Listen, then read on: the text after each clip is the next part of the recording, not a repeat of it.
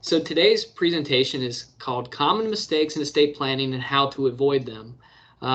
Nothing really complex here today, just some of the main things that we've seen in our office that are relatively simple problems that have very simple solutions.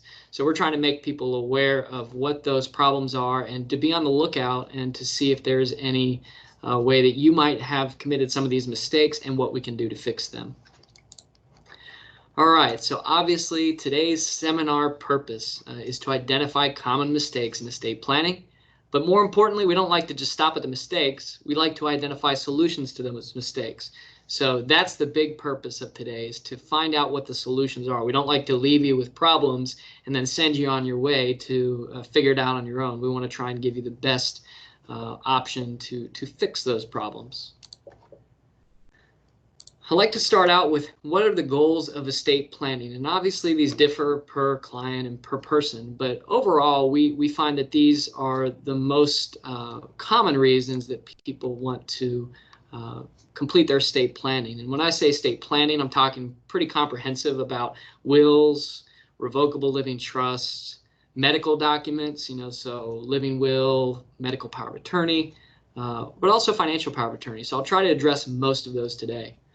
The main reason, and this is our logo, you'll see, is achieving peace of mind, right? Life has a bunch of uncertainty and we can't really do much to control things, but we want to do our very best to come up with a plan after we get to meet with you and address your concerns that covers the what ifs that you might be concerned about. So at the end of the day, after you leave our office or any attorney's office, you should have a peace of mind that things are taken care of. Another big one is to maintain family harmony. We see a lot of relationships, that are fractured in families, and a lot of people meet with us to try and bring harmony back to their family through the estate planning process. Another would be to manage incapacity. A lot of people, one of the problems I'll describe later is that people tend to focus on death after death. What's going to happen to my stuff after I pass away? But I believe here we tend to put equal emphasis on what happens if I'm still here, but I'm incapacitated for some reason, and I'll go through that in more detail in a little bit. And another primary reason would be to have efficient transfer of assets on death. People want to transfer assets to their loved ones with the least amount of cost and time and publicity as possible. There's a bunch of different ways to do that. You'll find that I like to use pictures just because it makes things a little bit more fun. So if you hopefully you get a little bit of enjoyment out of these pictures. All right, so the first mistake number one, it might seem obvious, but the most common mistake is having no plan at all. That could be for several different reasons. A lot of people are afraid. It might be fear. They're afraid of confronting the idea of death. I had one person tell me once that they didn't want to sign their estate planning documents or even think about it because they were afraid once that was in place that they were going to walk out the door and something was going to happen. So that really makes people nervous. It's not a comfortable topic. Another would be procrastination. A lot of us have the tendency in our personal lives or professional lives, hopefully not, but to procrastinate, to take a task and push it down the road. Why? Because we'll get to it tomorrow. But if we know anything, especially now, we're not guaranteed tomorrow. So pushing the can down the road might cause something to never be addressed at all, and that could be a problem. Another reason would be you're overwhelmed. You see that big stack of paper there. Estate planning, especially if you're going to an attorney's office who's going to ask you a bunch of questions up front, you might feel like we're bombarding you with requests for information. Probably. But it's just so that we can come up with a plan that addresses all aspects of your life, financial, personal, medically as well. The obvious solution to this, is, like I said, this is kind of a no-duh mistake, meaning a no-duh solution is to establish a plan. Your plan should obviously be tailored to the assets you own. A lot of people come in to meet with us that have business interests, or they have multiple real estate holdings. There are particular ways that some people want to address that. They might want to leave the business to one child and real estate to another child, or specific property or specific amounts to one child. So that might just be something that you have to talk through with your attorney to address exactly what does your plan, what do you want your plan to be, and how do we make sure that your assets go to the people that you want it to go to, and in what way do you want it to go to them. Another thing that we tell people a lot is they'll come to us with a business. Well, do you want your child to continue to operate in the business, or do you want to liquidate and sell everything and then have them get cash? That's a big question that we have to answer up front.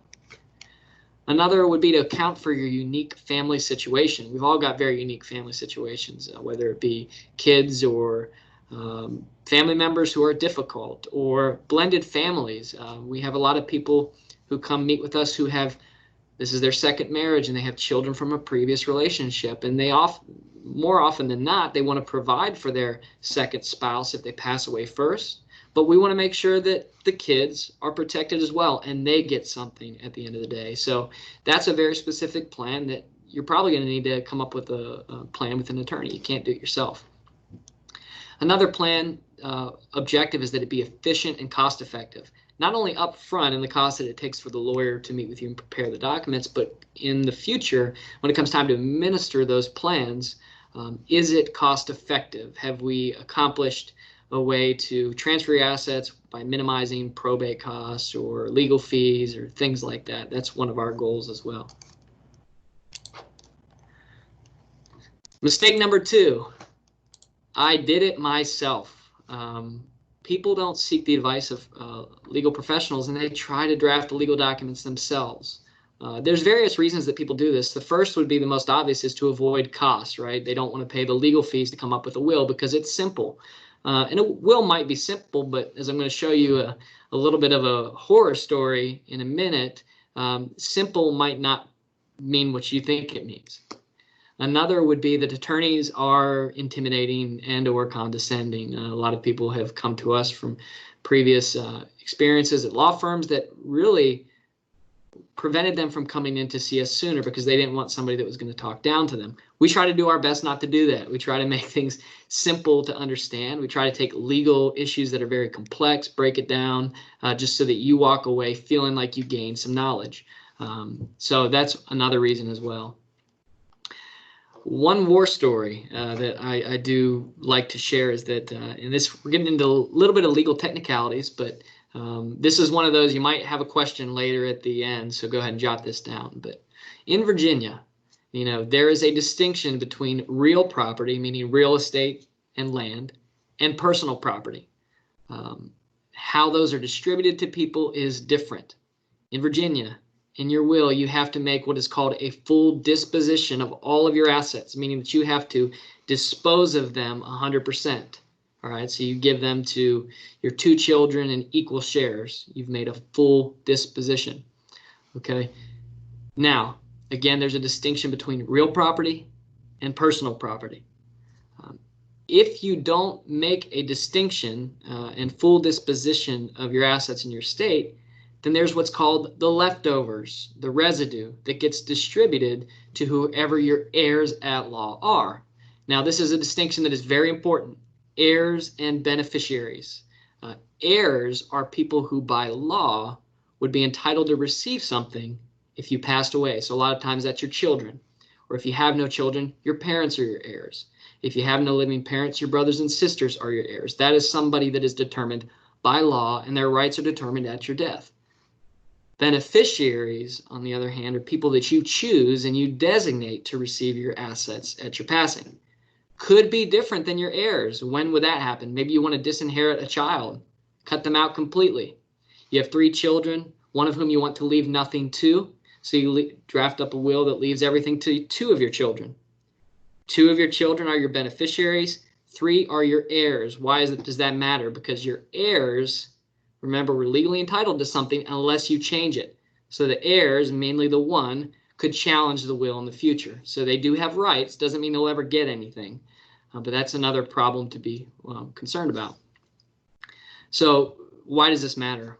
There was a self-prepared will that I saw a couple years ago where we were being engaged to help with administering everything. And the person had left a will that said, I leave all of my personal property. It made some specific gifts, and then afterwards it said, all of my personal property to my sister. By the way, I disinherit my mother.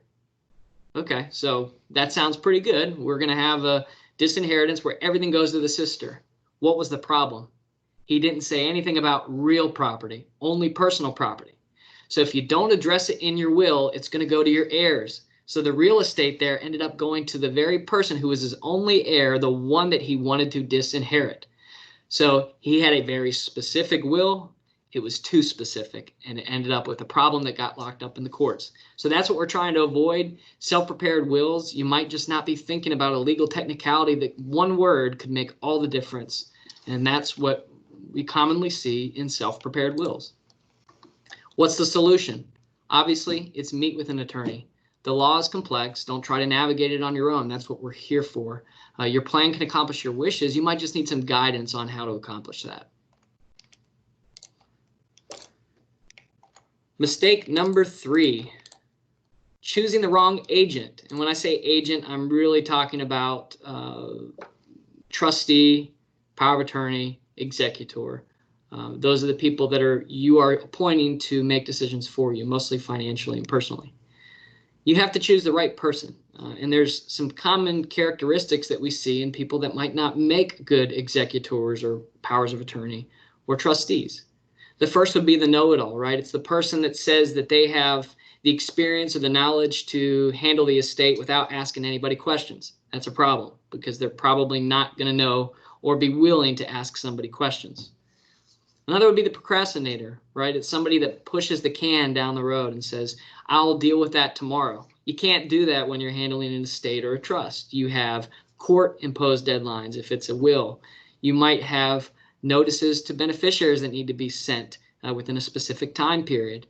We got a CPA on the line here. There's tax deadlines, elections that need to be filed that you won't be able to fix it if you don't do it right the first time. So don't get somebody that's going to procrastinate, or if you know that's something that they struggle with. Another would be the busy bee, the person that has a bunch of obligations. They're the CEO of a company. They've got 15 kids. They travel. They do all these things that they're never going to be able to devote enough time to the process of administering your estate or handling your finances if you're incapacitated. And the last would be the power trip. I say that jokingly, but it's actually pretty serious. It's the person that uses the position of executor or trustee or financial power of attorney as a way to assert authority over the other beneficiaries, or sometimes you yourself, the person you designated. It's the person that signs all their correspondence, Jake Balderson, executor. That's a good sign that you probably don't want to, they're using this as a title, and this is not a power trip. This is a responsibility that you've been charged with. A lot of people come in and when they assume these positions, they want to start dictating who gets what, when they get it, how they get it. The good news is the plan that you've put in place addresses those questions. Who gets what, when do they get it, how do they get it? There's not a whole lot, in most cases, of discretion there. So you don't want somebody that's going to cause harmful, hurt relationships. You want somebody that is going to know when to ask for help. That's what I tell people is probably the best trait in an agent, is a person that knows what they don't know, and they're going to ask for help when they need it.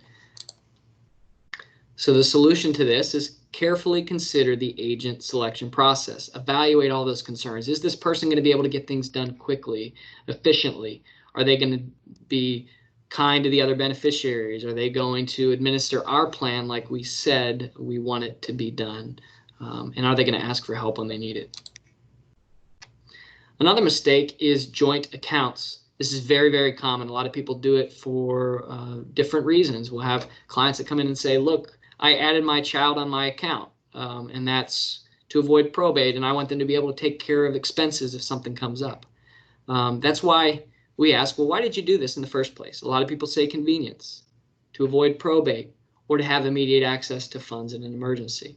But there are significant problems with this, and in most cases we will discourage clients from setting an account up this way, and if they come to us with an account set up this way, we actually encourage them to change that. Why? The biggest problem is that those accounts are exposed to the creditors of a joint owner during lifetime. So what does that mean? So mom adds son onto an account. Son goes out and gets sued, or gets in an accident and gets sued. All those funds in the account, at least half of them, could potentially be subject to his creditors reaching in and clawing it out. Probably not what you intended.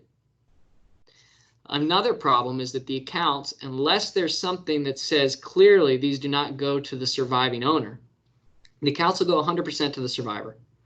When does this cause problems? Probably not if you've only got one child. But let's say that you have 2 children and you only add one child onto the account.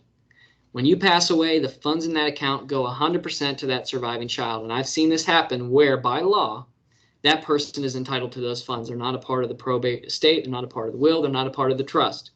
So that child gets 100% of what was in that account, which might not have been what you wanted. You might have wanted to leave everything in equal shares to your children. There's better ways to do that, which I'll explain on the next slide. Another would be that you leave your executor of the will with all of the obligations, meaning that when they go down to take the oath and record the will, that they are now charged with the responsibility to gather the assets and pay the debts. Well, what if the debts exceed the assets in the estate? Remember, this joint account went 100% to the surviving owner. What if there's more debt than assets? How are they going to pay it? You've just left the executor with all the obligations, but not enough funds to pay for it. That could be a problem. What's the solution? A very easy solution to that is a payable on death designation for the account. You can say, upon my death, I have this in place. My bank account is going to go to these named individuals in these shares. It avoids probate, and they're not on my account currently, so that if they go out and get sued, there's not going to be any claims that are coming against that account. But it will go to them pretty much immediately after death. They just go down to the bank, present a death certificate, and it's pretty much done.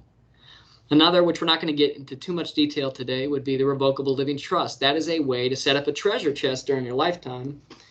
And this treasure chest you can designate to hold your assets during your lifetime. It's managed during your incapacity and after death. It operates just like a will. But the main thing is it avoids probate. It's not public. Okay, so you transfer those assets into the trust during your lifetime, and then afterwards it goes to your beneficiaries that you name, free of probate. Another is the financial power of attorney. That is where you designate someone to make financial decisions for you if you're alive but unable to do so yourself. If you like I've done right now, I have a financial power of attorney on my account. It's clear on the account who my financial power of attorney is. What does that mean? They can sign checks for me. That solves the problem of immediate access to funds in the event of an emergency. I've already designated beneficiaries, which solves the problem of going through a probate. So there's no reason to have a joint owner on your account. So the last solution there is literally anything else. That's not a good idea. We advise against it. We discourage it. Mistake number 5 is no plan for incapacity. This is very common. People tend to focus more on what's going to happen to my stuff after I die, not so much what's going to happen to me and my stuff if I'm still here, but I'm not mentally capable of handling my own financial affairs. The answer there is if you don't have a power of attorney in place or some other similar document, if something happens to you and you are incapacitated, the only way to have somebody designated to make decisions for you is to have a court appoint a guardian or a conservator for you. Why is that bad? Guardianship and conservatorship proceedings are public, they're drawn out, they're expensive, and it's a very emotional process because the judge is actually at the end of the process going to enter an order that says this person is legally incapable of making their own decisions. You're going to be stripped of some pretty fundamental rights, and somebody else is going to be the only one that can make decisions for you. So how do we avoid that?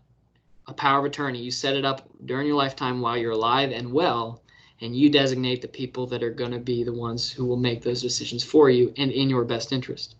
It can be effective when you sign it immediately or some future date. A lot of people say, look, I don't want somebody to be able to act on my behalf until, a doctor determines that I'm incapable of handling my own financial affairs. But a lot of people are saying, I want it done immediately. I want my agent, if I'm traveling and I'm under contract to sell a home, I want my agent to be able to sign those documents on my behalf. You can do a power of attorney that's effective immediately.